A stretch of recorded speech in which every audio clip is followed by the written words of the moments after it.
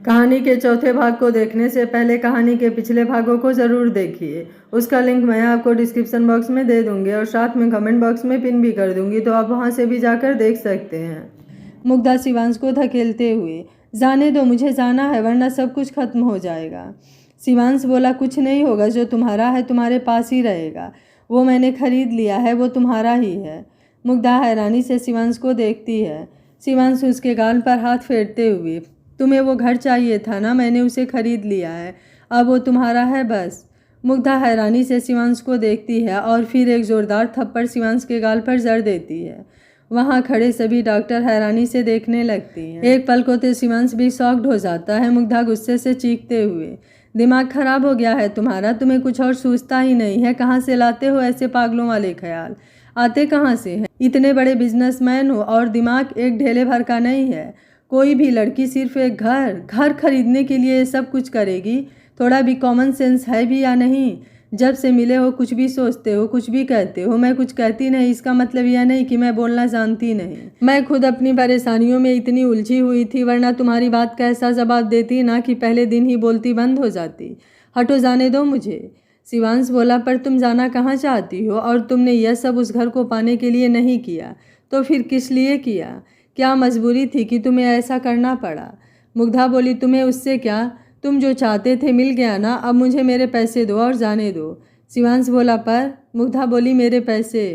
Shivansh blank cheque देते हुए, तुम्हें जो चाहिए जितना चाहिए ले लो। मुग्धा बोली, मुझे बस 80 लाख चाहिए। मुग्धा खड़ी होती है तो उसके पैर लड़खड़ा जाते हैं, तो शिवांश पीछे से उसे पकड़ लेता है। मुग्धा शिवांश को दूर धकेलते हुए, कोई ज़रूरत नहीं है मुझे तुम्हारी, बोलकर जाने लगती है, पर उससे चला ही नहीं जा रहा था। शिवांश पीछे से आकर मुग्धा को अपनी गोद में उठा लेता है। शिवांश खुद अभी बहुत कमज़ोर था, उसकी हालत नहीं थी कि वो मुग्धा को गोद में लेकर चल सके। फिर भी वो जैसे तैसे मुग्धा के लिए चल रहा था। दर्द शिवांश के चेहरे पर साफ झलक रहा था। मुग्धा बोली, तुमसे नहीं हो रहा है, उतारो मुझे। शिवांश कुछ नहीं बोलता है, मुग्धा को लेकर सीधे लिफ्ट में चल देता है, पर अब उससे भी बर्दाश्त नहीं होता तो वो मुग्धा को नीचे उतार देता है। मुग्धा हैरानी से देखती है। शिवांश गहरी गहरी सांस ले रहा था। ऐसे तो शिवांश काफ़ी फिट था, वो मुग्धा को आराम से उठा सकता था, पर फिर भी वो उसे उठा नहीं पाया। मुग्धा गौर से शिवांश को देखती है। आज शिवांश के फेस पर हमेशा की तरह वो चमक नहीं थी। थकान, कमजोरी उसके चेहरे पर झलक रही थी। दरवाज़ा जैसे ही खुलता है, मुग्धा जाने लगती है तो शिवांश फिर से उसे गोद में ले लेता है। मुग्धा बोली, तुम्हारी तबीयत ठीक नहीं लग रही है, उतारो मुझे। शिवांश मुग्धा को लेकर कार की तरफ बढ़ जाता है। मुग्धा बोली, मुझे तुम्हारे साथ नहीं जाना है, मैं ऑटो ले लूँगी। मुग्धा बोले जा रही थी, पर शिवांश उसकी बात का जवाब नहीं दे रहा था। शिवांश मुग्धा को कार में बैठाता है और खुद भी बैठ जाता है। शिवांश गहरी गहरी सांसें ले रहा था। मुग्धा को शिवांश की चिंता भी हो रही थी। शिवांश को ऐसे तो पहले कभी नहीं देखा था। शिवांश बोला, कहाँ कहाँ जाना है? मुग्धा बोली, तुम रहने दो, तुम जाओ, किसी डॉक्टर को दिखाओ, मैं खुद चली जाऊंगी। वो दूसरी साइड का दरवाज़ा खोलती है तो शिवांश उसका हाथ पकड़कर अपने पास खींच लेता है। मुग्धा शिवांश के सीने से जा टकराती है। शिवांश बोला, चुपचाप बैठी रहो और सीधे से बताओ कहाँ जाना है। वो मुझे हॉस्पिटल जाना है। शिवांश सवालिया नज़रों से मुग्धा को देखता है। मुग्धा बोली, प्लीज़ जल्दी चलिए ना, मेरा हॉस्पिटल जाना बहुत ज़रूरी है, 10 बजे तक ही पहुंचना था। लग रहा है काफ़ी लेट हो गई हूँ, टाइम क्या हुआ है? शिवांश बोला, 2 बज रहे हैं। मुग्धा ड्राइवर से, प्लीज़ भैया शारदा देवी हॉस्पिटल चलिए जल्दी।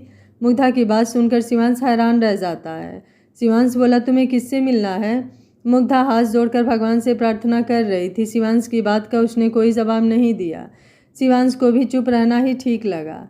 थोड़ी ही देर में हॉस्पिटल आ गया। मुग्धा झट से गेट खोलकर हॉस्पिटल के अंदर भागती है। शिवांश उसे रोकने की कोशिश करता है, पर बिना कुछ सुने भागे जा रही थी। शिवांश भी उसके पीछे था। मुग्धा भागते हुए आरुष के रूम तक पहुंचती है, जहां नलिनी खड़ी डॉक्टर से कुछ बात कर रही थी। मुग्धा को देखकर डॉक्टर और नलिनी दोनों हैरान रह जाते हैं। मुग्धा डॉक्टर को चेक देते हुए, लीजिए डॉक्टर, मेरे बेटे का ऑपरेशन कर दीजिए। मानती हूँ 10 बजे तक आना था, पर अभी भी ज़्यादा लेट नहीं हुआ है। डॉक्टर हैरानी से मुग्धा को देखते हैं, फिर नलिनी को। नलिनी गुस्से से मुग्धा का हाथ पकड़कर अपनी तरफ घुमाती हुई और एक थप्पड़ उसके गाल पर जड़ देती है। मुग्धा हैरानी से नलिनी को देखती है। शिवांश अभी वहाँ नहीं था। शिवांश अभी काफ़ी कमज़ोर था। वो मुग्धा के पीछे पीछे ही आ रहा था, पर मुग्धा भागते हुए चली गई और वो रास्ता भटक गया।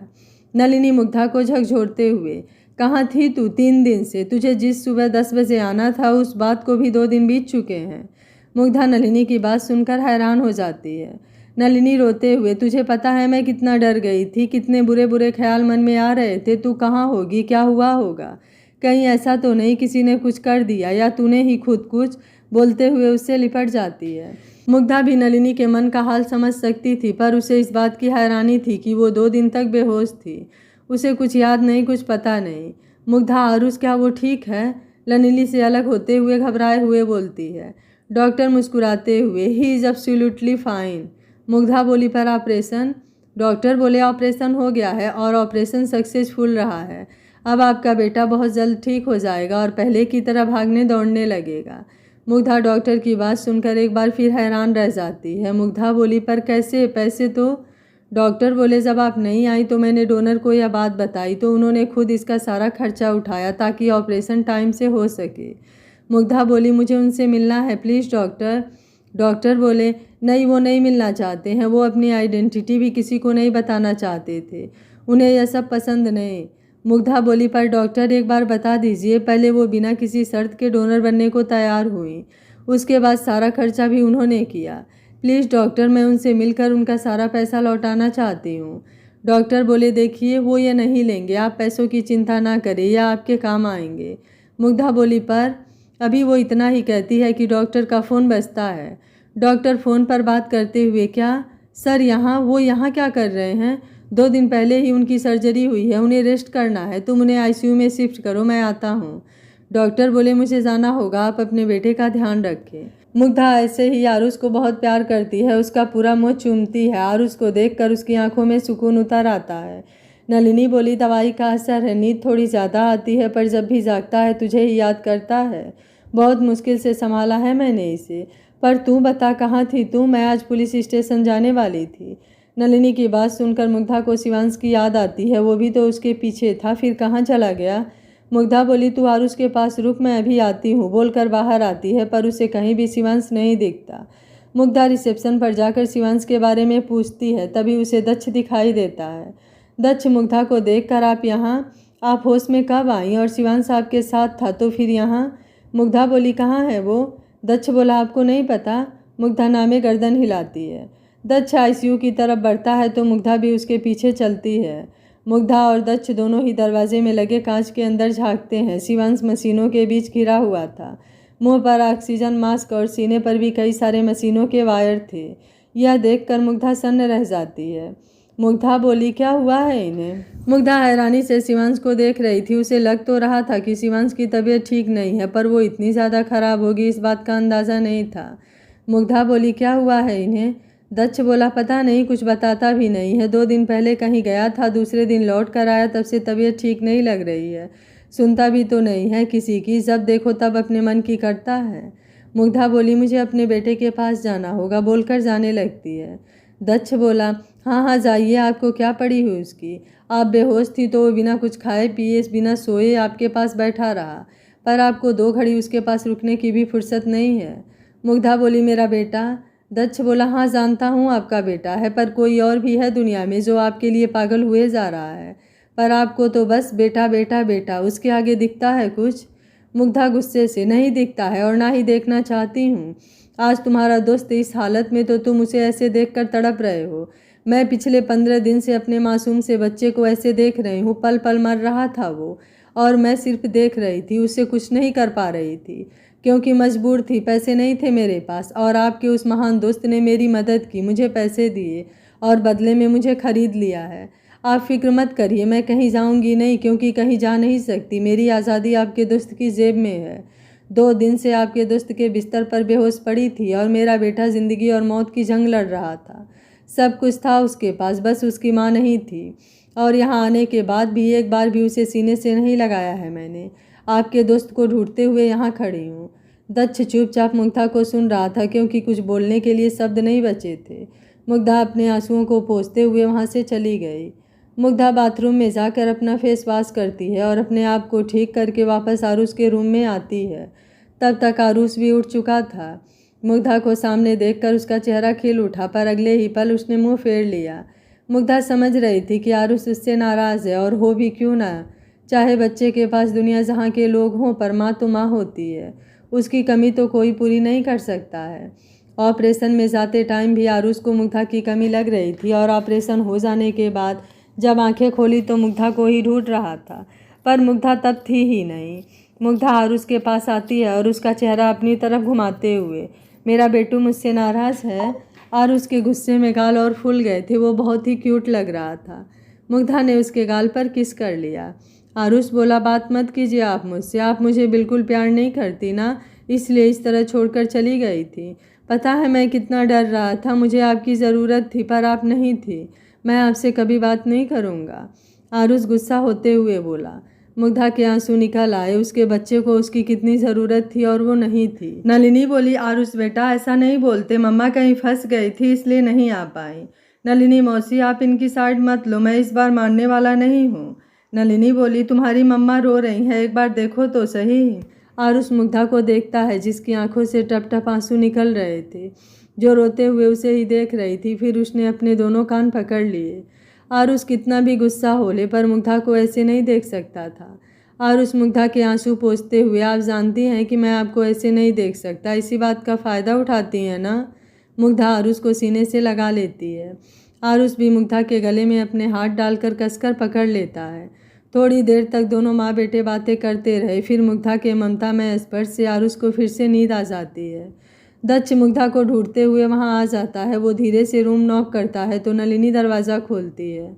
दक्ष को देखकर उसे थोड़ी हैरानी होती है। फिर दक्ष का रूड बिहेवियर याद आने पर गुस्से से, आप यहाँ क्या कर रहे हैं? दक्ष बोला, वो मैं मुग्धा से मिलने आया था। नलिनी बोली, उसकी कोई ज़रूरत नहीं है। मुग्धा भी आरुष के पास से उठकर दरवाजे पर आ जाती है। दक्ष मुग्धा से, मुझे आपसे कुछ बात करनी है। मुग्धा बोली, अब भी कुछ बोलने को बाकी रह गया है? दक्ष बोला, मैं आपसे माफ़ी मांगने आया था, साथ ही आपके बेटे को देखने भी। मुग्धा मुड़कर आरुष को देखती है जो चैन की नींद सो रहा था। दक्ष की भी नज़र आरुष पर पड़ती है। सोते समय बहुत मासूम लग रहा था। इतनी छोटी सी उम्र में जाने क्या कुछ झेल रहा था। वो मासूम सोचकर ही दक्ष भावुक को उठा। मुग्धा बोली, वो अभी सो रहा है, बोलिए क्या बात करनी है? दक्ष बोला, आप बाहर आएंगी? मुग्धा बाहर आ जाती है। दक्ष बोला, तो ये वजह थी आपकी उस बार में काम करने की? मुग्धा कुछ नहीं बोलती है। दक्ष बोला, आई एम सॉरी मुग्धा, मैंने आपको गलत समझा और पता नहीं क्या क्या बोल दिया। मुझे अपने किए पर बहुत पछतावा हो रहा है, मैं बहुत शर्मिंदा हूँ। मुग्धा बोली, मुझे आप पहले दिन से ही सुलझे हुए और एक नेक इंसान लगे थे जिसके पास एक साफ और नरम दिल है, पर मेरी गलतफहमी जल्दी ही आपने दूर कर दी, बिना कुछ जाने सोचे समझे अपने दोस्त की तरह। आप भी दूसरों पर इल्ज़ाम लगाने से पीछे नहीं हटते। हाँ, आरुष की बीमारी ही मेरी मजबूरी थी और मुझे इसमें कोई शर्मिंदगी नहीं है। मैं अपने बच्चे को बचाने के लिए किसी भी हद तक जा सकती हूँ, इसलिए तो आपके दोस्त को खुद को बेच दिया। अपने बच्चे की जान बचाने की जो कीमत उन्होंने वसूली है वो मैं ज़िंदगी में कभी भूलूंगी नहीं। फिर वो चेक देते हुए, या आपके दोस्त ने दिया था, उन्हें दे दीजिएगा। दुनिया में कई ऐसे लोग भी हैं जो बिना किसी फ़ायदे के दूसरे की मदद करते हैं। मेरे बेटे को भी ऐसा ही कोई फरिश्ता मिल गया जिसने उसका इलाज करवाया है। मुझे उनके पैसों की ज़रूरत नहीं है। आज के बाद ना वो हमारी ज़िंदगी में दखल दे और ना ही मैं कभी मुड़कर देखना चाहती हूँ। आप जा सकते हैं। दक्ष बिना कुछ बोले चुपचाप वहाँ से चला जाता है। मुग्धा आज बहुत खुश थी क्योंकि आरुष को अब अस्पताल से छुट्टी मिलने वाली थी। नलिनी और मुग्धा उसका सारा सामान पैक कर रहे थे। मुग्धा ने सारे डिस्चार्ज की फॉर्मेलिटी पूरी करी और दोनों ही टैक्सी लेकर आरुष के साथ घर के लिए निकल पड़ी। आरुष भी अपने घर जाने के लिए बहुत एक्साइटेड था। पहले के मुकाबले अब उसे काफ़ी अच्छा महसूस हो रहा था। डॉक्टर ने कहा था अभी पूरी तरह से रिकवरी होने में थोड़ा सा टाइम लगेगा, फिर वह पहले की तरह दौड़ भाग कर सकेगा, खेल सकेगा। यह सोच सोच कर ही वो बहुत खुश हो रहा था।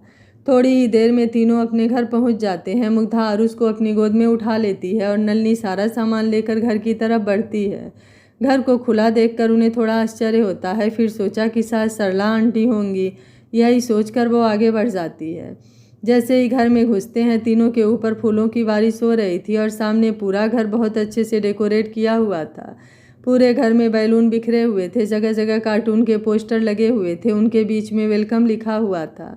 मुग्धा और नलिनी ये सब देखकर हैरान हो जाती हैं। नलिनी और मुग्धा एक दूसरे को देखती हैं और समझने की कोशिश करती हैं कि इतना सब कुछ सरला आंटी कैसे कर सकती हैं। तभी सरला आंटी अंदर से आरती की थाल लेकर आती हैं। मुग्धा बोली, आंटी ये सब आपने किया, इतना सब करने की क्या ज़रूरत थी? सरला जी आरुष की आरती उतारते हुए, अरे नहीं नहीं बेटा, ये सब मैंने नहीं किया, यह सब तो तुम्हारे दोस्त ने किया है। मुग्धा बोली, दोस्त? मुग्धा को लगा शायद विवेक होगा, पर उसने इतना सब कुछ किया। तभी किचन से आवाज़ आती है, वेलकम होम छोटे खरगोश। मुग्धा हैरानी से किचन की तरफ देखती है, क्योंकि ये आवाज़। तभी सामने से शिवांश मुस्कुराते हुए हाथ में ट्रे लिए आता है, जिसके अंदर कई सारे तरह की पेस्ट्रीज थी। शिवांश को अपने घर देखकर मुग्धा और नलिनी दोनों का ही मुँह खुला का खुला रह जाता है। शिवांश मुस्कुराते हुए उनकी तरफ बढ़ता है। शिवांश को इस तरफ मुस्कुराते हुए देखना किसी अजूबे को देखने से कम नहीं था। मुग्धा और नलिनी को एक के बाद एक झटके लग रहे थे। मुग्धा गुस्से से, तुम यहाँ मेरे घर में क्या कर रहे हो? मुग्धा के इस तरह चिल्लाने से आरुष थोड़ा सा डर जाता है। वह अपनी बड़ी बड़ी आंखों से मुग्धा को देखता है। शिवांश मुंह पर उंगली रखकर मुग्धा को चुप रहने का इशारा करता है। बच्चा अभी अभी हॉस्पिटल से आया है, ऐसे देखकर डर जाएगा। आरुष बोला, हाँ मम्मा, आप इस तरह गुस्सा मत करो, मुझे डर लग रहा है। आप इतना गुस्सा क्यों कर रही हो? देखो ना, आपके फ्रेंड ने मेरा कितना अच्छे से वेलकम किया है। मुग्धा आरुष को देखकर चुप हो जाती है। आरुष शिवांश के पास जाता है तो मुग्धा उसे रोकने की कोशिश करती है, पर शिवांश खुद आगे बढ़कर आरुष का हाथ पकड़कर उसे अपने करीब कर लेता है और घुटनों के बल बैठ जाता है। आरुष बोला, आप सच में मम्मा के फ्रेंड हो? मुझे उस दिन लग रहा था कि आप झूठ बोल रहे हो। यह बात सुनकर मुग्धा फिर शॉक्ड हो जाती है। मुग्धा बोली, तुम पहले मिले हो इससे?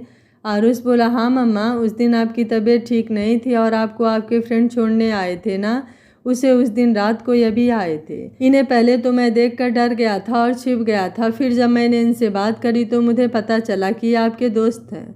मुग्धा थोड़ी सख्ती से, मैंने तुम्हें मना किया था ना कि अनजान लोगों से बात नहीं करना। आरुष बोला, पर मम्मा ये तो आपके फ्रेंड है ना, और ये बहुत अच्छे भी हैं। मुग्धा फिर कुछ बोलने जाती है तो नलिनी उसका हाथ पकड़ लेती है। शिवांश आरुष से, अब कैसे हो छोटे खरगोश? आरुष बोला, मैं बिल्कुल ठीक हूँ अंकल। आरुष शिवांश के गले लग जाता है। Thank you so much uncle, मेरा इतना अच्छा वेलकम करने के लिए। यह सब कुछ बहुत अच्छा है। आपने यह सब कुछ मेरे लिए किया है ना? शिवांश बोला, हाँ बिल्कुल, यह सब कुछ मैंने आपके लिए ही किया है। मुग्धा आरुष और शिवांश दोनों को बड़े गौर से देख रही थी। ऐसा लग रहा था जैसे दोनों एक दूसरे को सालों से जानते हैं। एक अजीब सा कनेक्शन था दोनों के बीच में। यही कनेक्शन शिवांश को भी महसूस हुआ था जब वो पहली बार आरुष से मिला था। एक अनजान सा जुड़ाव, एक अलग सा लगाव उसे महसूस हुआ था। आरुष बोला, यह सारी पेस्ट्री आप मेरे लिए लेकर आए हैं? शिवांश बोला, बिल्कुल, यह सब आपके लिए ही है। मुग्धा बोली, उसे यह सब खाना अलाउ नहीं है। शिवांश बोला, मैंने डॉक्टर से बात करी है, आरुष अब यह चीज़ खा सकता है, बस घर पर बनी हुई हो तो, बाहर की नहीं, और मैं यह खुद घर पर मेड से बनवा कर लाया हूँ। आरुष बड़ी मासूमियत से, आपने यह सब कुछ स्पेशली मेरे लिए बनवा कर लाए हैं? शिवांश बोला, यह तो कुछ भी नहीं है, अंदर जाकर देखो मैं आपके लिए क्या लेकर आया हूँ। आरुष खुश हो जाता है और एकदम भागने लगता है तो शिवांश उसे पकड़ लेता है। शिवांश और मुग्धा दोनों ही दौड़ते हैं उसे पकड़ने के लिए, पर मुग्धा के पहुंचने से पहले ही शिवांश उसे अपनी गोद में उठा लेता है। शिवांश बोला, ऐसे नहीं छोटे खरगोश, अभी तुम्हें भागना अलाउड नहीं है, थोड़े दिन रुक जाओ, फिर हम दोनों रेस लगाएंगे, पर अभी उसमें टाइम है। शिवांश आरुष को अपनी गोद में लिए अंदर रूम में जाता है। अंदर रूम को देखकर आरुष की आंखें फटी की फटी रह जाती हैं। पूरा रूम खिलौनों से भरा पड़ा था, एक से बढ़कर एक टॉयज रखे हुए थे। शिवांश उसको बेड पर बिठा देता है और वहाँ पर रखा पास में एक छोटा सा खरगोश उसे देते हुए, यह मेरे क्यूट से खरगोश के लिए, एक प्यारा सा क्यूट सा खरगोश। आरुष बोला, थैंक यू अंकल। शिवांश बोला, तुम ये सारे खिलौने देखो, मैं तुम्हारी माँ से बात करता हूँ। आरुष इशारे से शिवांश को अपने पास बुलाता है। शिवांश जैसे ही झुकता है तो आरुष उसके गाल पर किस कर देता है। आप बहुत अच्छे हैं, मम्मा भी बहुत अच्छी हैं, पर कभी कभी थोड़ा गुस्सा कर देते हैं, आप उनकी बात का बुरा मत मानना। आरुष की बात सुनकर शिवांश मुस्कुरा देता है। बिल्कुल भी नहीं, मैं जानता हूँ आपकी मम्मा बहुत बहुत अच्छी हैं, आप खेलो, मैं अभी आता हूँ। मुग्धा बाहर खड़े खड़े शिवांश का इंतजार कर रही थी। जैसे ही शिवांश बाहर आता है, मुग्धा उसे उंगली दिखाते हुए, तुम? वह अभी इतना बोली ही थी कि शिवांश उसका कसकर हाथ पकड़ लेता है और नलिनी से, तुम आरुष का ध्यान रखना, हम अभी आते हैं। मुग्धा अपना हाथ छुड़ाते हुए, छोड़ो मुझे, तुम्हारे साथ कहीं नहीं जाना है, छोड़ो मुझे। पर शिवांश मुग्धा की एक भी नहीं सुनता है। वह उसे खींचते हुए अपने साथ बाहर ले जाता है और कार का दरवाज़ा खोलकर झटके से उसे कार में बिठा देता है और खुद दूसरी साइड ड्राइविंग सीट पर बैठ जाता है। मुग्धा बोली, कहाँ लेकर जा रहे हो? मुझे तुम्हारे साथ कहीं नहीं जाना है, तुम समझते क्या हो अपने आप को? शिवांश बोला, चढ़ो। ड्राइवर गाड़ी स्टार्ट कर देता है। मुग्धा एक के बाद एक शिवांश के सीने पर मुक्के चलाने लगती है। छोड़ो मुझे, रोको गाड़ी, मुझे कहीं नहीं जाना तुम्हारे साथ, मुझे वापस घर जाना है। शिवांश मुग्धा का हाथ पकड़ लेता है। मुग्धा फिर भी उसे छूटने के लिए छटपटाने लगती है। शिवांश वहाँ लगे बटन को प्रेस कर देता है, जिससे कार का पार्टीशन ऑन हो जाता है। पार्टीशन ऑन होते ही शिवांश मुग्धा को अपनी गिरफ्त में ले लेता है। उसके दोनों पैर पर अपना एक पैर रख देता है, जिससे मुग्धा के पैर छटपटाना बंद हो जाते हैं। मुग्धा के दोनों हाथों को तो पहले ही उसने जकड़ रखा था, फिर मुग्धा के ऊपर झुकते हुए, चुपचाप बैठी रहो वरना मुझे चुप कराने के और भी तरीके आते हैं। शिवांश की बात सुनकर मुग्धा और गुस्सा हो जाती है। मुग्धा गुस्से से, मैं तुम्हें छोड़ूंगी नहीं, तुम समझते क्या हो अपने आप को? कुछ बोल नहीं रही हूँ तो उसका नाजायज़ फ़ायदा उठा रहे हो। तुम्हारा कोई हक नहीं बनता मुझ पर, दूर हटो, मेरे करीब आने की कोशिश भी मत करना वरना मैं तुम्हें छोड़ूंगी नहीं। मुग्धा बोले जा रही थी, चुप ही नहीं हो रही थी। शिवांश खींचकर उसे अपने गले से लगा लेता है। शिवांश की इस हरकत से मुग्धा एकदम से जम जाती है। उसका सारा छटपटाना झटके में ही बंद हो जाता है। आंखें हैरानी के मारे फैल जाती है। शिवांश मुग्धा से दूर होते हुए, अगर अब एक और शब्द भी कहा तो इसके आगे तुम जानती हो कि मैं क्या कर सकता हूँ। मुग्धा एकदम साइलेंट हो जाती है। मुँह से एक शब्द नहीं निकलता है। थोड़ी देर में गाड़ी शिवांश के फार्म हाउस पर रुकती है। शिवांश फिर से मुग्धा को खींचते हुए अंदर लेकर जाता है। इस बार मुग्धा कुछ भी नहीं बोलती है, चुपचाप शिवांश के साथ में खींची चली जा रही थी। अंदर जाने के बाद शिवांश मुग्धा से, मुझे तुमसे बहुत ज़रूरी बात करनी है। शिवांश मुग्धा को आहिस्ता से सोफे पर बिठाता है और खुद घुटनों के बल उसके पास पैरों में बैठ जाता है। मुग्धा चुपचाप शिवांश को देख रही थी। शिवांश मुग्धा का हाथ अपने हाथ में लेते हुए, देखो मैं जानता हूँ कि मैं बहुत बुरा आदमी हूँ, मेरे कई सारी लड़कियों के साथ में संबंध रह चुके हैं, मैं इस बात को भी मानता हूँ, पर इसके साथ यह भी सच है कि प्यार मुझे आज तक नहीं हुआ है। जितने भी रिश्ते हैं सिर्फ फिजिकल थे, किसी से मेरा इमोशनली अटैचमेंट कभी नहीं हुआ है। मुग्धा बोली, तुम यह सब मुझे क्यों बता रहे हो? शिवांश बोला, मुझे तुमसे कुछ बहुत ज़रूरी बात करनी है। मुग्धा बोली, क्या? शिवांश बोला, मैं जानता हूँ कि आरुष तुम्हारा बेटा नहीं है। मुग्धा शिवांश का हाथ झटकते हुए, किसने कहा तुमसे? झूठ है यह, वह मेरा ही बेटा है। शिवांश बोला, देखो मुग्धा, झूठ मत बोलो, मैं जानता हूँ अच्छे से वह तुम्हारा बेटा नहीं है। तुम आज तक वर्जिन ही थी, तुम कभी किसी के करीब नहीं गई हो, यह बात मुझे उस रात को पता चली है। और उसके बाद डॉक्टर ने भी चेकअप करके बताया है कि तुम कभी माँ बनी ही नहीं हो। उस रात जो कुछ भी हुआ वह सब तुम्हारे साथ पहली बार हुआ था। मुग्धा शिवांश को धकेलते हुए, कितने गिरे हुए इंसान हो तुमने ये जानने के लिए मेरा चेकअप करवाया? मैं सोच भी नहीं सकती थी कि तुम इतनी घटिया हरकत कर सकते हो। तुम लड़कियों को क्या समझते हो? वह तुम्हारे लिए एक खिलौना है।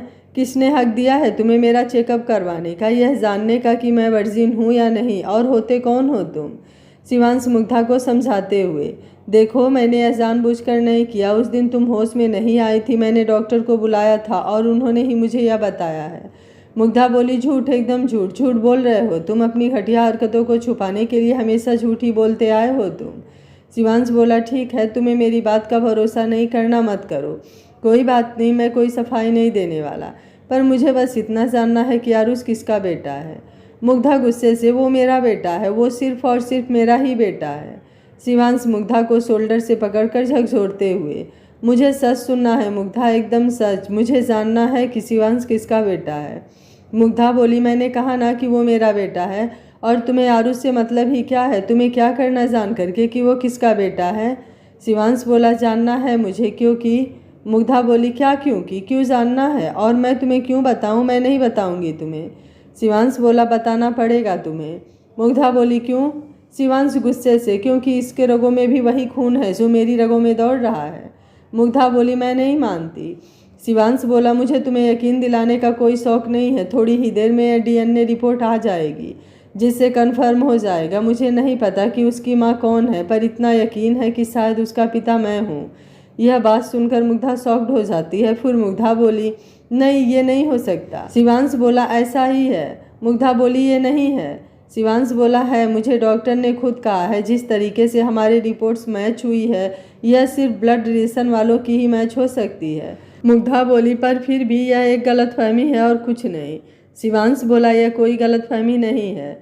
मुग्धा बोली, तुम गलत समझ रहे हो, आरुष तुम्हारा बेटा हो ही नहीं सकता, वह मेरा ही बेटा है। ऐसा नहीं हो सकता। क्यों नहीं हो सकता?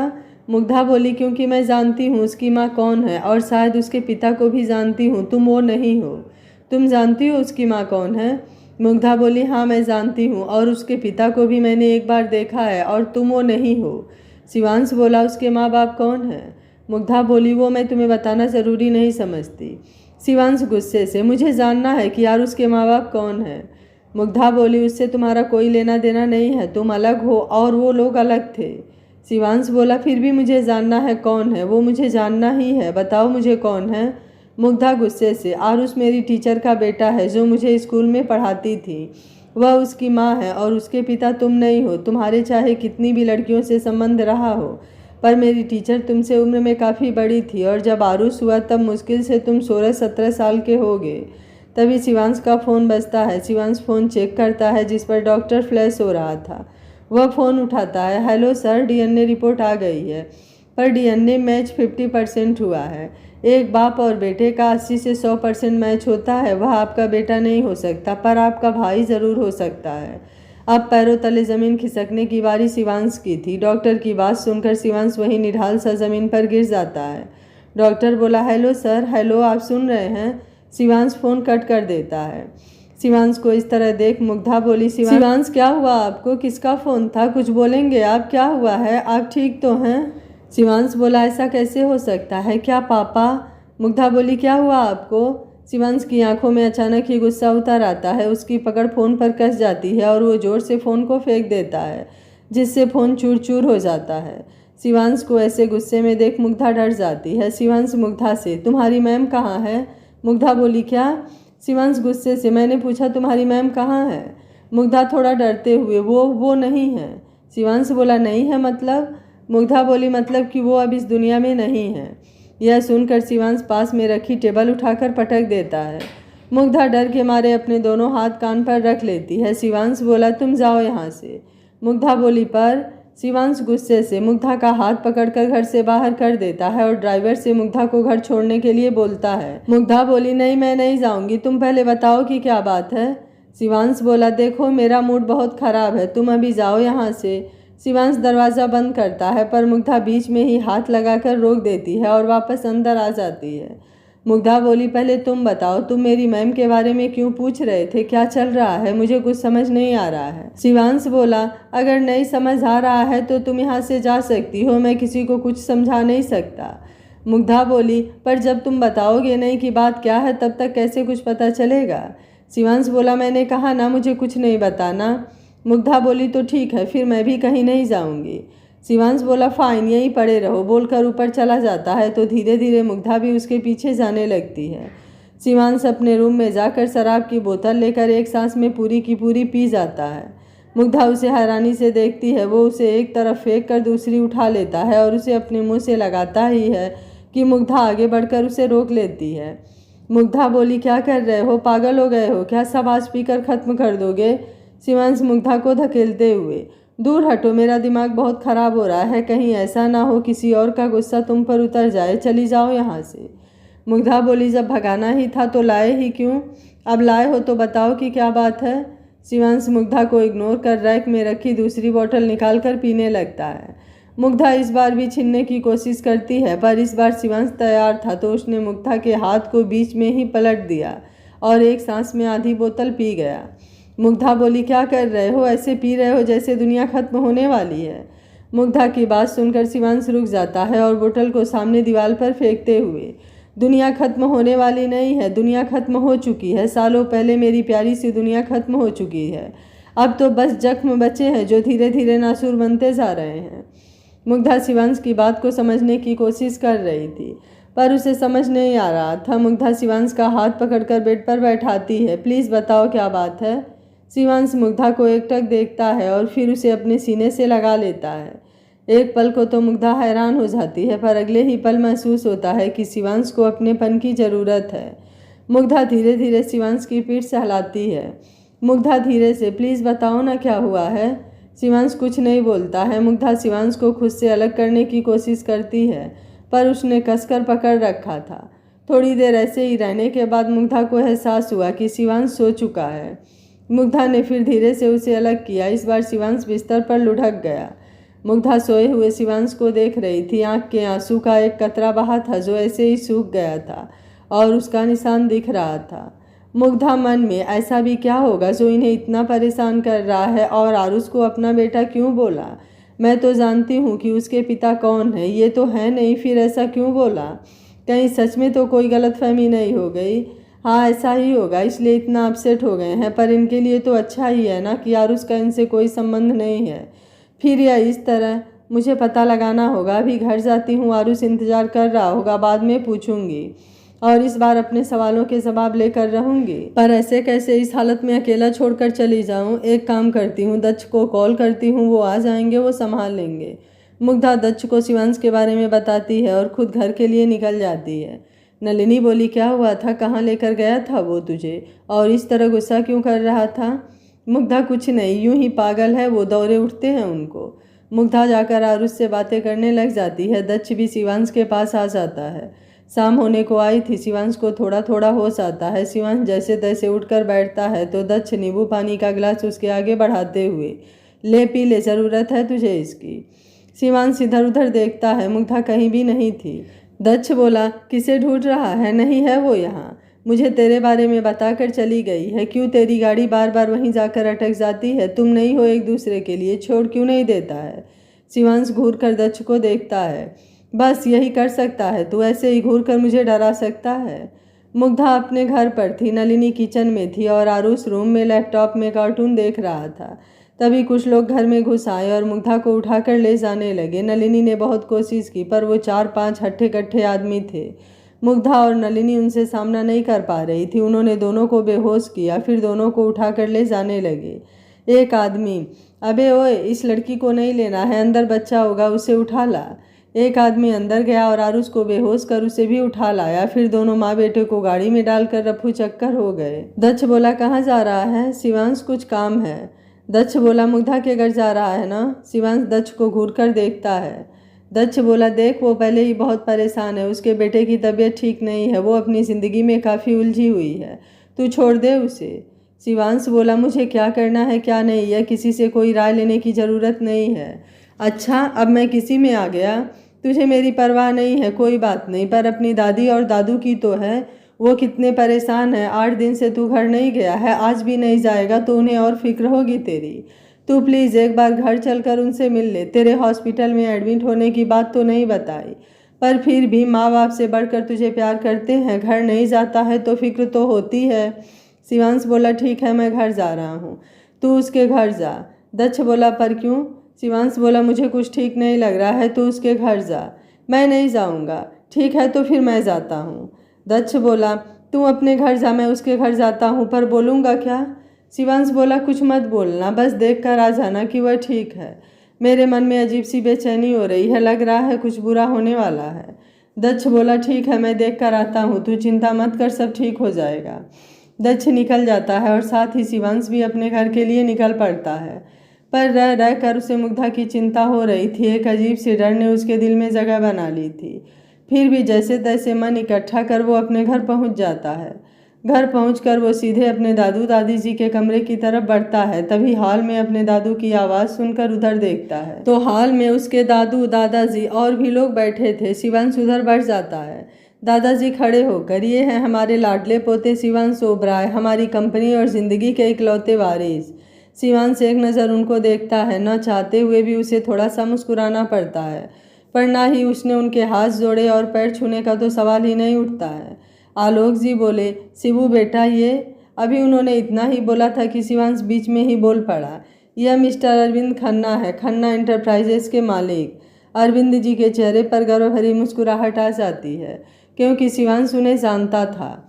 शिवांश बोला, इतना खुश होने की ज़रूरत नहीं है, मैं बिजनेस वर्ल्ड के हर चेहरे को अच्छे से जानता हूँ, साथ ही उनके बिजनेस को भी। अरविंद जी के चेहरे पर आई मुस्कुराहट हवा हो गई। वो शिवांश के बोलने का मतलब अच्छे से समझ गए। शिवांश बोला, आप लोग बैठिए, मैं चलता हूँ। दादाजी बोले, अरे अभी तो आए हैं, अभी कहाँ जा रहे हो? रुक, तुझसे कुछ ज़रूरी काम है। तब तक एक लड़की लाल कलर का सूट पहने हाथों में चाय की ट्रे लिए वहाँ आती है। चेहरे पर मेकअप तो बहुत था, पर सिंपल से सूट में वो अच्छी भी लग रही थी। शिवांश उसे घूर कर देखता है तो पहले आलोक जी को चाय देती है, फिर दादाजी की तरफ चाय की ट्रे करती है, फिर अरविंद जी और उनकी पत्नी को चाय देने के बाद शिवांश की तरफ ट्रे बढ़ा देती है। आलोक जी और शारदा जी दोनों मुस्कुराते हुए देख रहे थे। शिवांश भी थोड़ी हैरानी से उसे देख रहा था। शारदा जी बोली, क्या हुआ बेटा, चाय लेना? शिवांश बोला, नहीं दादी, मुझे नहीं चाहिए। शारदा जी बोली, इधर आ, मेरे पास बैठ। शिवांश उनके पास जाकर बैठ गया। शारदा जी बोली, इन लोगों को तू जानता ही है, और यह है इनकी बेटी रिया। हाँ, यह वही रिया है जो शिवांश के पीछे पड़ी हुई थी। देख, मुझे तो रिया बहुत पसंद आई। विदेश में पढ़ने के बावजूद भी बहुत संस्कारों वाली लड़की है। तुम दोनों की बात जम जाए तो मुझे शांति मिले। शिवांश हैरानी से, क्या? शारदा जी बोली, क्या क्या कर रहा है? मैं तेरी और रिया की शादी की बात कर रही हूँ। शिवांश झटके से खड़े होते हुए, नहीं, मैं यह शादी नहीं करूँगा। सभी खड़े हो जाते हैं। शारदा जी बोली, पर क्यों, क्या बुराई है? इतनी अच्छी, सुंदर, संस्कारी और समझदार लड़की है, और इनके घर परिवार वालों को भी अच्छे से जानती है। शिवांश बोला, मैंने कहा ना, मैं इससे शादी नहीं कर सकता। रिया आंखों में आंसू लिए, क्यों शिवांश, क्यों आप मुझसे शादी नहीं कर सकते? आप ही ने तो कहा था कि आप मुझे पसंद करते हैं। शिवांश बोला, देखो, ये झूठ मूठ का नाटक करने की ज़रूरत नहीं है। तुम क्या हो मैं अच्छी तरह जानता हूँ। मेरा मुंह खुलवाने की ज़रूरत नहीं है, और मैं क्या हूँ ये भी तुम अच्छे से जानती हो। आलोक जी थोड़ा गुस्से से, शिवांश, ये क्या हरकत है? शिवांश बोला, देखिए दादू, मैं आपसे और दादी से बहुत प्यार करता हूँ, पर इसका मतलब यह बिल्कुल भी नहीं है कि मैं इस शादी के लिए हाँ कह दूँगा। मुझे कोई शादी वादी नहीं करनी है। शादी का मतलब ज़िंदगी बर्बाद, और मुझे अपनी ज़िंदगी बर्बाद नहीं करनी है। शिवांश गुस्से से वहाँ से चला जाता है। शारदा जी अपने हाथ जोड़ते हुए उसकी तरफ से, मैं आपसे माफ़ी मांगती हूँ, वो थोड़ा गुस्से वाला है, एक बार प्यार से समझाऊंगी तो मान जाएगा। अरविंद जी बोले, अरे नहीं नहीं माता जी, आप इस तरह हाथ जोड़कर शर्मिंदा ना कीजिए, आप आराम से बात कर लें, हमें जल्दी नहीं है। अब आज्ञा दीजिए, हम चलते हैं। रिया ने एक बार फिर शारदा जी और आलोक जी के पैर छुए। शारदा जी बोली, तू चिंता मत करना, मैं उसे मना लूंगी। तूने कहा ना कि तुम दोनों एक दूसरे को अच्छे से जानते हो और पसंद करते हो, तो बस फिर मैं शिवांश को मना लूंगी। वो क्या है ना कि उसे शादी से नफरत है, पर एक बार समझाने पर समझ भी जाता है। हमें उसे थोड़ा टाइम देना चाहिए। रिया बोली, कोई बात नहीं दादी जी, शिवांश के लिए तो मैं थोड़ा क्या, जिंदगी भर इंतजार कर सकती हूँ। शारदा जी उसे अपने गले से लगा लेती हैं। शारदा जी को बहुत खुशी हो रही थी। वहीं रिया तरह तरह के मुंह बना रही थी। वो सभी वहाँ से निकल जाते हैं। शिवांश अपने रूम में था कि उसे दक्ष का कॉल आया। शिवांश बोला, हाँ बोल, क्या हुआ? उधर से दक्ष ने कुछ कहा जिससे शिवांश का दिमाग एक पल में खराब हो गया। मोबाइल पर पकड़ कस गई, आंखों से अंगारे बरसने लगे। पल भर में हवाओं का रुख बदल गया। अरविंद जी बाहर आकर रिया से, तू तो कह रही थी कि वो शिवांश तुझ पर लट्टू है, 1 मिनट में शादी के लिए हाँ कह देगा, पर यह क्या, उसने तो साफ साफ मना कर दिया। रिया गुस्से से, हाँ तो जो कुछ भी हमारे बीच हुआ, मुझे लगा इसे मैं पसंद हूँ और वो शादी के लिए मना नहीं करेगा, पर मुझे क्या पता था कि लास्ट में यूं मुकर जाएगा। अरविंद जी बोले, तुझे जो करना पड़े वो कर, लेकिन कैसे भी करके उससे शादी के लिए हाँ करवा। इन बुढ़ा बुढ़ी को तो मैं देख लूँगा, बस एक बार यह शादी हो जाए, फिर उसकी सारी प्रॉपर्टी हमारी, ऐश करेंगे हम ऐश। तीनों बहुत खुश हो जाते हैं और वहाँ से चले जाते हैं। शिवांश बदहवास सा मुग्धा के घर पहुँचा। दक्ष उसे गेट पर ही मिल गया। शिवांश बोला, मुग्धा कहाँ है? दक्ष के चेहरे पर परेशानी के भाव उभरे हुए थे। वहीं नलिनी रोए जा रही थी, उसके सिर पर पट्टी बंधी हुई थी। शिवांश बोला, बोलना मुग्धा कहाँ है, और आरुष वो कहाँ है?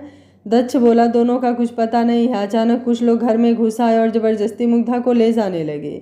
इसने बीच में आने की कोशिश की तो इसके सर पर वार कर दिया, जिससे बेहोश हो गई। उसके बाद शायद आरुष को भी ले गए। शिवांश गुस्से से, कौन थे वो? दक्ष बोला, पता नहीं, मैंने कुछ लोगों को बोला है, वो पता कर रहे हैं। शिवांश गुस्से से, पता कर रहे हैं मतलब क्या है? अभी के भी जानना है मुझे, दोनों कहाँ हैं? वो नलिनी का हाथ जोर से पकड़कर खड़ा करते हुए, हे तुम बताओ कौन थे वो और कहाँ ले गए? नलिनी हैरानी से शिवांश को देख रही थी, साथ ही साथ उसके चेहरे पर दर्द के भाव उभर आए थे, क्योंकि शिवांश ने उसका हाथ काफ़ी जोर से पकड़ा था। दक्ष आकर उसका हाथ छुड़ाते हुए, ये क्या कर रहा है, छोड़ उसे। शिवांश दक्ष को इग्नोर करते हुए, बोलना, यहाँ थी, तुझे तो पता ही होगा कौन थे वो लोग, जानती है क्या? कहीं देखा है? कुछ बोला उन्होंने? कहाँ से आए थे, कहाँ जाने वाले हैं? नलिनी की आंखों में आंसू आ जाते हैं। दक्ष बोला, छोड़ उसे, उसे कुछ नहीं पता है क्या कर रहा है, उसे दर्द हो रहा है। दक्ष बमुश्किल नलिनी का हाथ शिवांश से छुड़ाता है। नलिनी के हाथ पर शिवांश की उंगलियों के निशान पड़ चुके थे। शिवांश गुस्से में दक्ष को धक्का देता है, जिससे वो पीछे रखे सोफे पर गिर जाता है। नलिनी चिल्लाते हुए, क्या कर रहे हो, पागल हो गए हो क्या? अगर मुझे पता होता कि वो लोग कौन है और उन दोनों को कहाँ ले गए हैं तो मैं चुपचाप यहाँ बैठी नहीं रहती। और तुम होते कौन हो उसकी फिक्र करने वाले? तुम तो मुग्धा से नफरत करते हो, उसे कैरेक्टरलेस बोलते हो। तुम्हें क्या मतलब उसके साथ क्या हुआ है? तुम जाओ यहाँ से और अपने दोस्त को भी ले जाओ। मेरी दोस्त है, मैं ढूंढ लूँगी। बोलते बोलते नलिनी वहीं चक्कर खाकर गिरने लगती है।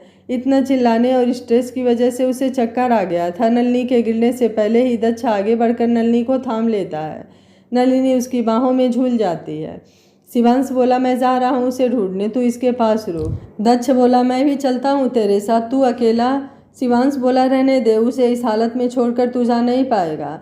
शिवांश की बात सुनकर दक्ष चुप हो जाता है। शिवांश वहाँ से निकल जाता है। शिवांश किसी से फ़ोन पर बात करता है।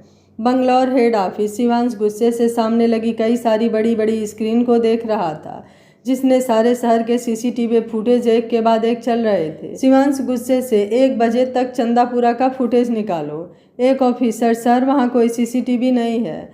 शिवांश बोला, ऐसे कैसे नहीं है, ठीक से चेक करो। वो ऑफिसर, सर एक को भेजा है, उस एरिया को चेक कर रहा है। शिवांश, जल्दी, मेरे पास टाइम नहीं है। तभी किसी को कॉल आता है, वो वापस से काम में लग जाता है। टीवी स्क्रीन पर नया फुटेज चलने लगता है, जिसमें मुग्धा का घर दिख रहा था, पर इतना क्लियर नहीं था। मुग्धा के घर के बाहर एक ब्लैक कलर की जीप खड़ी थी। तभी एक आदमी आया, इधर उधर देखता है, कोई नहीं दिखता है। तभी दूसरा आदमी आता है, जिसने किसी सामान की तरह मुग्धा को कंधे पर लाद रखा था। यह देखकर तो शिवांश का खून खौल उठा।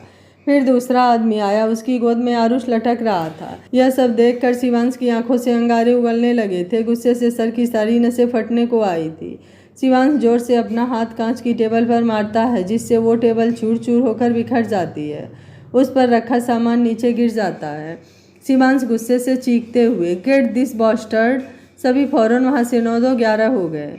शिवांश सीसीटीवी में आगे देख रहा था कि वो लोग कहाँ गए हैं। रास्ता अब सुनसान जगह जा रहा था, वहाँ कोई सीसीटीवी नहीं थी। शिवांश, आगे वाले रूट चेक करो, कहीं कोई फुटेज मिले तो। फिर खुद उस ऑफिस के टॉप फ्लोर पर चला जाता है, जहाँ उसका चॉपर और कुछ गार्ड पहले से ही तैनात थे। शिवांश के बैठते ही वो वहाँ से उड़ गया। शिवांश जैसे तैसे अपने गुस्से को काबू करके बैठा था। थोड़ी ही देर में वो लोग उस लोकेशन पर पहुँच जाते हैं, पर दूर दूर तक जंगल के सिवाय कुछ भी नहीं था। शिवांश चॉपर में से ही अपनी पैनी नज़र पूरे एरिया में दौड़ा रहा था। थोड़ी आगे जाने के बाद वो ब्लैक जीप दिखाई दी, जो एक फार्म हाउस के बाहर खड़ी थी। यह शहर से दूर एक जंगल में एकदम सुनसान इलाके में था। शिवांश का चॉपर उस फार्म हाउस के आगे रुका, जिसमें से शिवांश अपना कोट झटकते हुए बड़े स्टाइल से उतरा और उसका गुस्सा अभी 7वें आसमान पर था।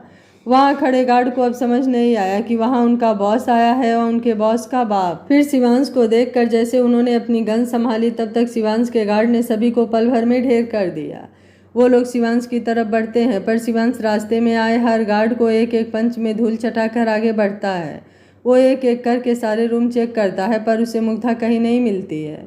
एक गार्ड को पकड़कर 3-4 पंच एक के बाद एक उसके मुंह पर जड़ देता है। बता मेरी मुग्धा कहाँ है, बता, वरना जान ले लूँगा। बेचारा वो आदमी इतनी मार खा चुका था कि बोलने लायक नहीं था। फिर भी उसने बड़ी मुश्किल से हाथ से ऊपर की तरफ इशारा किया ताकि शिवांश उसे छोड़ दे। शिवांश तेजी से सीढ़ियों की तरफ भागा, एक के बाद एक ऊपर के रूम चेक किए। लास्ट वाले रूम की तरफ बढ़ता है। बाहर काफ़ी खून पड़ा था। यह देखकर उसका दिल जोरों से धड़क उठा। एक अनजाना सा डर जहन में उमड़ पड़ा। दोनों ठीक तो होंगे ना, यह सवाल दिमाग में कौंध गया।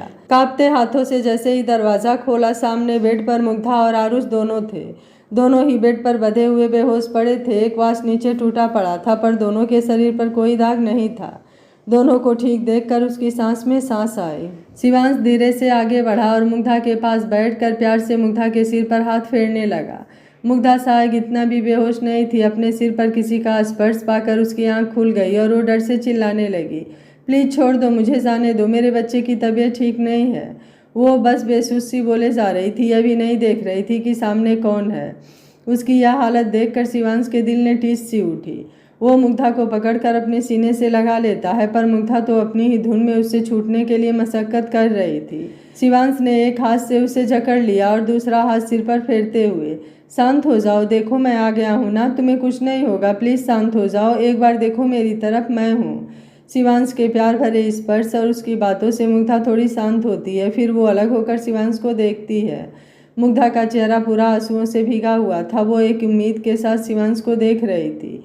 फिर वो झटके से शिवांश के सीने से लग जाती है और उसमें खुद को छुपाने की कोशिश करती है। जब बेगाने शहर में कोई अपना मिल जाता है तो एक अलग ही खुशी होती है, एक सुकून मिलता है। वैसा ही कुछ शिवांश के आ जाने से मुग्धा महसूस कर रही थी। शिवांश बोला, शांत हो जाओ, सब ठीक है, तुम ठीक हो, आरुष ठीक है। आरुष का नाम लेते ही मुग्धा शिवांश से दूर हटती है और आरुष को देखती है जो अभी भी बेहोश था। मुग्धा आरुष का सिर अपनी गोद में लेती है और उसका गाल थपथपाने लगती है। आरू प्लीज़ बेटू, होश में आओ आरू। मुग्धा को डर लग रहा था कि कहीं आरुष को कुछ हो न जाए। अभी भी तो वो हॉस्पिटल से आया है, ठीक से रिकवरी भी नहीं हुई है। शिवांश आरुष को देखता है, उसकी नब्ज बराबर चल रही थी। शिवांश बोला, डरने वाली बात नहीं है, बस बेहोश है, जल्दी होश में आ जाएगा। शिवांश आरुष को कार के पीछे वाली सीट पर लेटाता है तो मुग्धा झट से खुद भी बैठ जाती है और उसका सिर अपनी गोद में ले लेती है।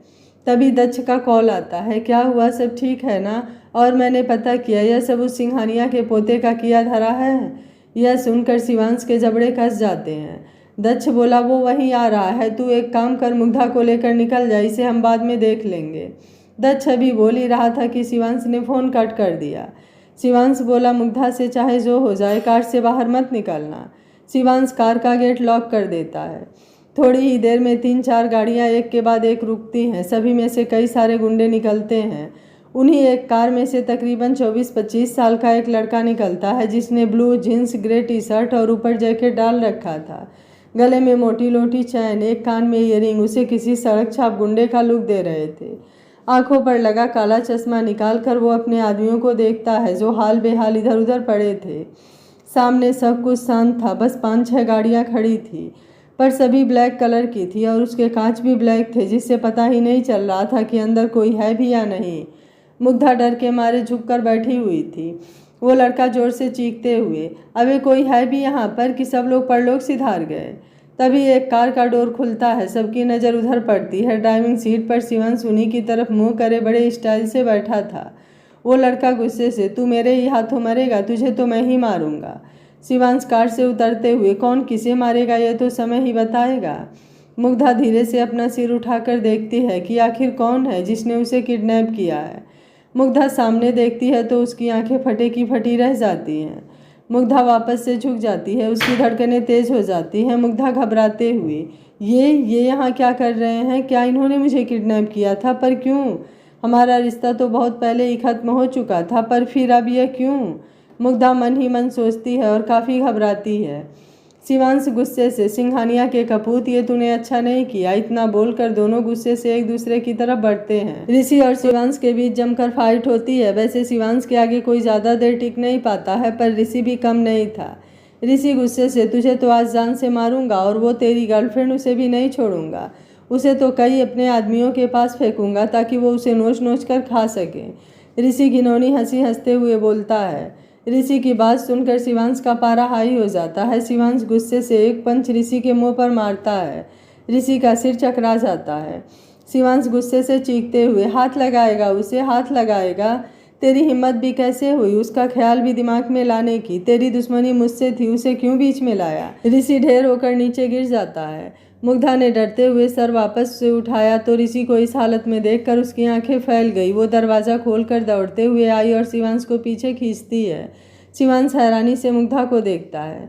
मुग्धा की आंखों में आंसू थे। मुग्धा रोते हुए, क्या कर रहे हैं? जान से मार देंगे क्या? आप में इंसानियत है या नहीं? शिवांश गुस्से से, नहीं है, सिवाय नफरत के और कुछ भी नहीं है मेरे अंदर इस सिंघानिया के कपूत के लिए और इसके पूरे खानदान के लिए। सिर्फ नफरत है, बेइंतहा नफरत है। जान से मार दूंगा इसे, इसके बाप को, इसके दादा को, इसके पूरे खानदान का नामो निशान मिटा दूंगा। मुग्धा हैरानी से शिवांश को देखती है। शिवांश ऋषि को देखते हुए, जिसमें अब ज़्यादा जान नहीं बची थी, वो बेहोशी में ही था। आज तो इसकी वजह से तू बच गया, पर वो दिन दूर नहीं जब तेरी मौत मेरे ही हाथों होगी। शिवांश अपनी लाल लाल आंखों से ऋषि को घूरते हुए मुग्धा का हाथ पकड़कर उसे खींचते हुए वहां से ले गया। मुग्धा के अतीत का कौन सा सच ऋषि सिंघानिया और सिंघानिया परिवार से जुड़ा हुआ है? सिंघानिया और ओबराय खानदान से क्या दुश्मनी है? क्या मुग्धा कभी यह जान पाएगी कि शिवांश ने ही आरुष को अपना बोन मैरो दिया है? ऐसे और भी बहुत सारे सवाल हैं जिनका जवाब आपको कहानी के आने वाले भागों में मिलेगा। तो कहानी को देखते रहिए और कहानी को एंजॉय कीजिए। अगर आपको कहानी अच्छी लग रही है तो वीडियो को लाइक, शेयर एंड चैनल को सब्सक्राइब कर लीजिएगा। Thank you for watching. मिलते हैं कहानी के अगले भाग में।